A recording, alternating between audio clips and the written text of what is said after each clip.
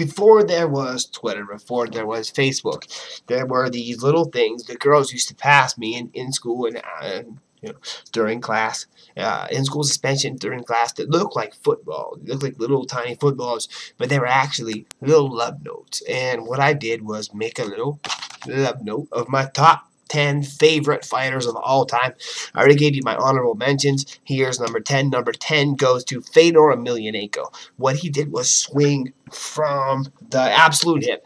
Now, what I mean from the absolute hip is swung from down here up here and hooked his hand this direction to make sure just extra clubbage went your fucking way. And he would throw them with reckless abandon, which led him to, knockout losses to, which I think was totally pre-stoppage. It shouldn't have been stopped. Against Ian Henderson, he got submitted, of course, by Antonio Bigfoot Silva. Fabrizio Verdum. Antonio Bigfoot Silva also beat him. But in his pride days, just slugged the fuck out of people with those giant hooks. So number 10 belongs to the late, great, the last emperor, Fedor Emelianenko. 9. The Iceman Chuck Liddell.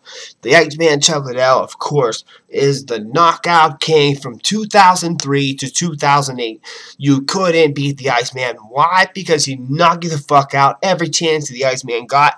He got in the cage and he knocked motherfuckers out, including Tito Ortiz, including Jeremy Horn, including Tito Ortiz again, including Randy Couture, again, including, you name it. He knocked him out. He did the best he could, and the best he could was finish fools. He finished fools like it was no one's business. The guy finished more people in the UFC, I'm pretty sure, than anyone else ever in the UFC, with devastating knockouts. Hanu Babalu Sabral twice, by devastating, walking backwards. It was actually to the point where Babalu was pushing him towards the fence, wading in with punches, wading in with reckless abandon, and ran into Chuck Liddell's running backwards uppercut that hooked him a security to the title.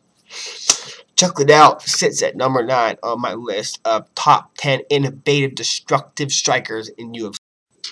In 2013, we got to see the enhancement. It's literally the Viagra of Team Alpha Male striking, and that's due to main head coach Dwayne Bang Ludwig, former UFC middleweight, former UFC middleweight welterweight contender, and also former UFC number 1 holder of the fastest knockout ever against Jonathan Goulet. I think it was 9 seconds he knocked out Jonathan Goulet. Coached Team Alpha Male into almost a flawless year in 2013. In 2013, he taught them how to fucking bang, hence his nickname. So he goes in, and Uriah Faber has a flawless year, leading him into next month's, of course, big. It's got to be big. It's a rematch, and it's against Hanan Barao. It's the bantamweight title of the world since, Dominic Cruz had to give it up, vacated his title. It's going to go to Uriah Faber. Uriah Faber goes in with heavy hands, left, right, and it's all to get you to the ground, to get that big squeeze that he has, that ultimate squeeze that 135-pounders just don't have except for him. The coveted spot goes to Uriah Faber for his knockdowns, heavy hands, big overhand rights, etc. Uriah Faber, not only aggressive, not only good-looking, not only sweet, elusive, but also innovative. Number 7, number 7, Lyoto Machida. Lyoto the Dragon Machida drops from light heavyweight, which he used to weigh in around 200 to 202 pounds, which I always thought was odd. I always thought that was odd. I always thought that was off. He could definitely make middleweight, but he did. He made middleweight. And his middleweight debut was against his former training partner and friend, Mark, the Filipino wrecking machine Munoz, and he took instant care of him by setting up a series of low kicks followed by one high kick through the glove that knocks out with one high kick. Welcome to the middleweight division with a knockout, high kick knockout, and the fastest career knockout for Lyoto Machida in his entire career. Welcome to the middleweight division. Lyoto Machida, you sit at number 7, sir. I don't think there's too much I have to say about this guy. to describe why he sits at number 6 on my list. Number 6 on my list is Kung Lee. Kung Lee, you won't see any more. You won't see much more innovation than you will see in Kung Lee.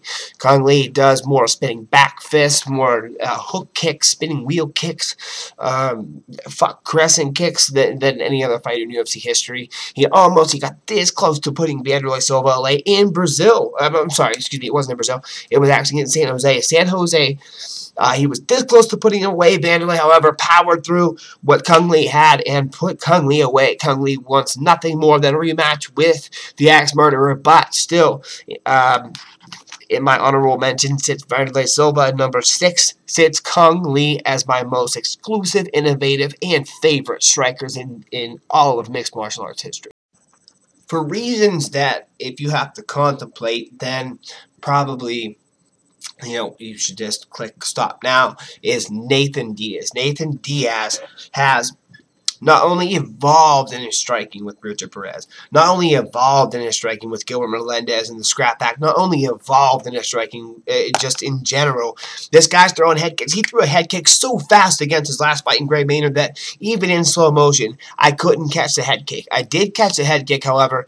They normally show the replays, but it was only due to jaw precise on Gray Maynard. The only thing holding Gray Maynard on his feet was Nate Diaz's striking. Nate Diaz continues to evolve. He did arrive in the Takanori Gomi fight. Takanori Gomi known to be amongst the elite of lightweight strikers. However, Nathan Diaz did He managed to outstrike him, and he managed to outground him, out-jiu-jitsu him, out-wrestle him.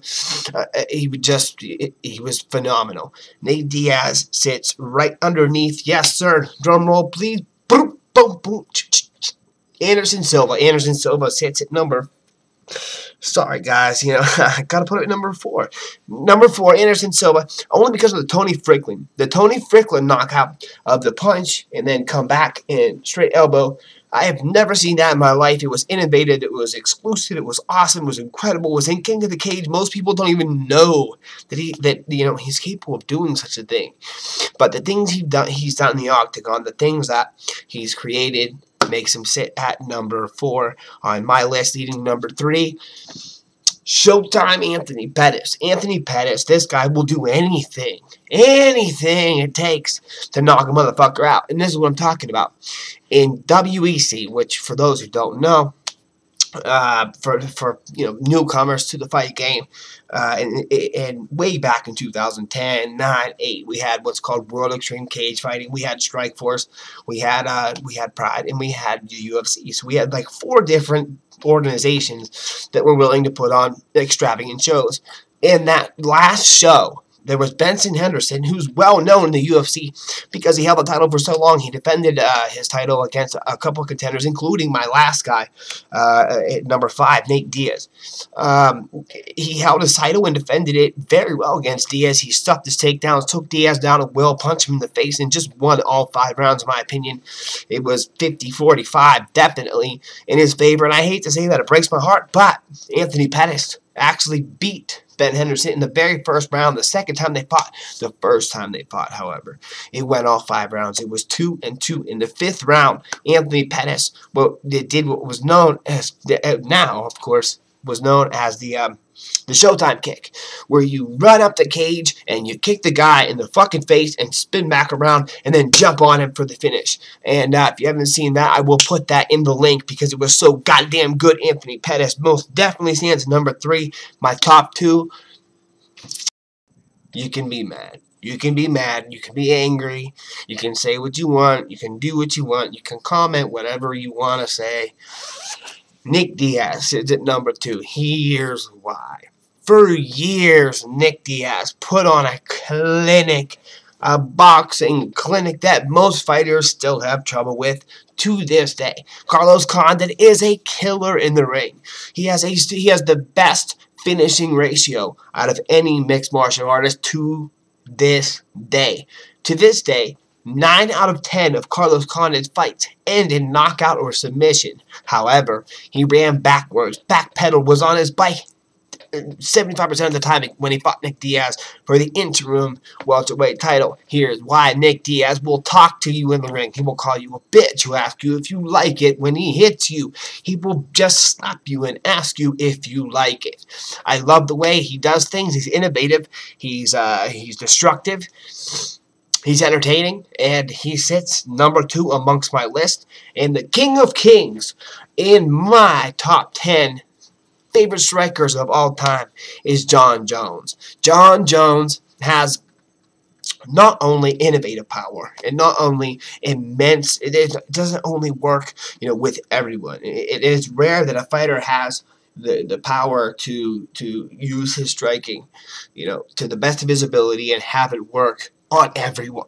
Jon Jones has this power. Jon Jones can make it work on anybody. He can make it work on anyone. Now, he was in the war of his life, which I did score 47-46 for Jon Jones. At first glance, I thought Gustafsson was definitely going to take it, but, reviewing the fight, it certainly looked towards Jones 1-4-5 is what I scored. But Jon Jones, with his oblique kicks, his spinning elbows, especially against the cage, he did it at first in his title winning effort against Shogun Rua with his spinning against the cage elbows. You just didn't see that shit. His throws, double overhook throws. You just didn't see that shit until he came along against Stephen Bonner. You just didn't see that shit until Jon Jones came along. So it was Jon Jones that actually innovated more people to go ahead and try and do better and create their own techniques and make them work against every fighter that they fought against. So I'm going to put Jon Jones as number 1 as my top striker, my favorite, most effective, most innovative striker in MMA of all time. Also, I want to give a big shout out to Mayhem Miller, Nick Diaz for making my channel work. Of course, Nate Diaz for subscribing. Robert Drysdale, my jiu-jitsu coach, Warren Stout, Henzo Gracie. I apologize for my cold again. Once again, my top 10 favorite strikers: Gilbert Melendez, Eddie Alvarez, Vanderlei Silva, Uriah Faber, Fedor, Chuck, Lyoto, Kong Lee, Nate Diaz, Anderson Silva, Anthony Pettis, Nick Diaz, Jon Jones. Top 10 favorite strikers all time. Let me know what you think. Comment section is right below. Pulver Silva 101.